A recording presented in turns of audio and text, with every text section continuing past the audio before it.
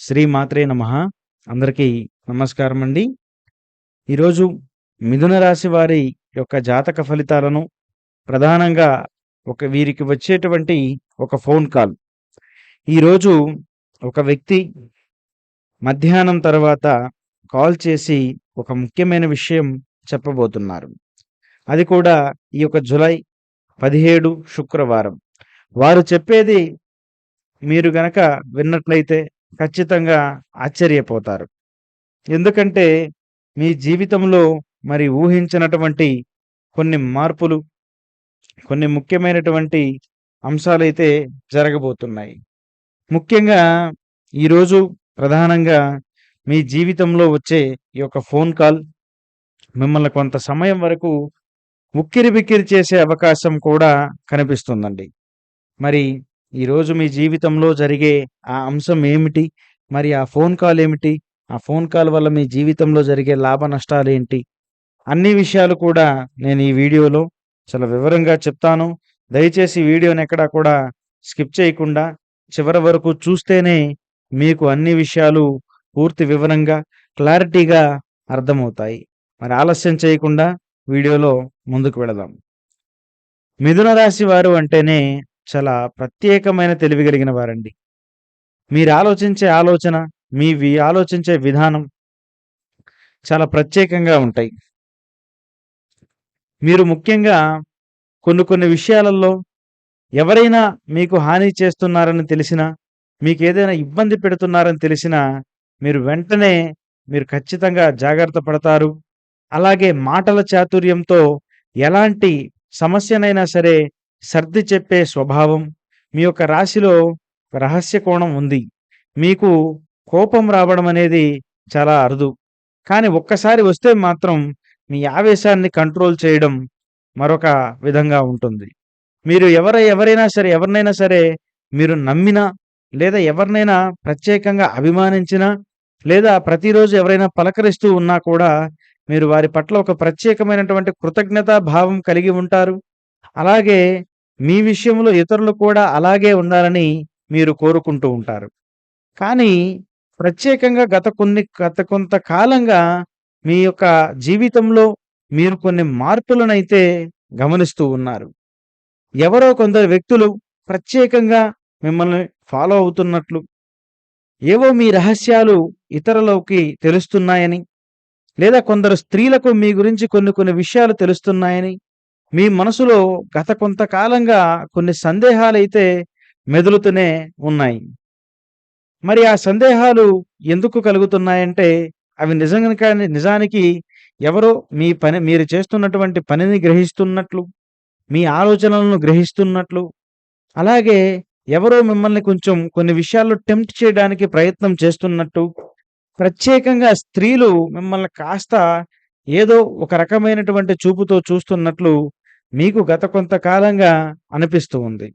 అయితే మీరు కూడా ఎప్పుడు కూడా చెడు నిర్ణయాలు తీసుకోకుండా, తప్పుడు ఆలోచనలు లేకుండా ప్రత్యేకంగా ముందుకెళుతూ ఉన్నారు. కానీ మీకు ఈరోజు ఊహించని విధంగా ఒక ఫోన్ కాల్, మరి ఆ యొక్క ఫోన్ కాల్‌లో ఊహించని విధంగా మరి ఒక ప్రత్యేకంగా ఒక స్త్రీ మరి మాట్లాడుతుంది. మరి ఆ స్త్రీ కొన్ని విధాలుగా ఈరోజు ఈ యొక్క శుక్రవారం రోజు మధ్యాహ్నం కాల్ చేసి మీతో ఆవిడ ఒక విషయం చెబుతుంది. ఆ విషయం ఏంటంటే, మీకు సంబంధించిన ఒక అత్యంత ముఖ్యమైనటువంటి రహస్యం అనేది నాకు తెలుసు.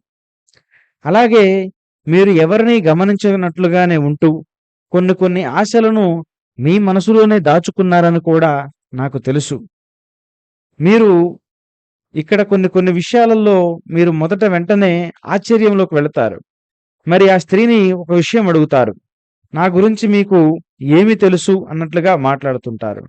ఆ స్త్రీ ఆమెకి ఏమీ తెలియకపోయినప్పటికీ కూడా మీ గురించి ఏదో చీకటిలో ఒక బాణం వేసినట్లుగా ఒక మాట వదులుతుంది. ఆ మాట విన్న వెంటనే మీకు చెమట్లు పట్టడం మొదలవుతాయి. మరి నీవు ఎవరు? నువ్వు ఎందుకు నాకు ఫోన్ చేశావని మీరు అడగడం ప్రారంభిస్తారు. ఆ సమయంలో ఆ స్త్రీ మీకు చెప్పే మాట ప్రత్యేకంగా ఉంటుంది.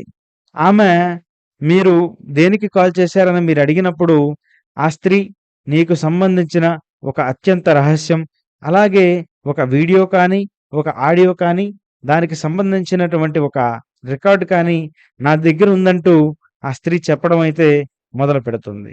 మరి మీరు ఒకవేళ నిజమేనేమో అని నమ్మి మరి ప్రత్యేకంగా మరి ఆమె చెప్పినట్లుగా చేయాలనుకుంటారు.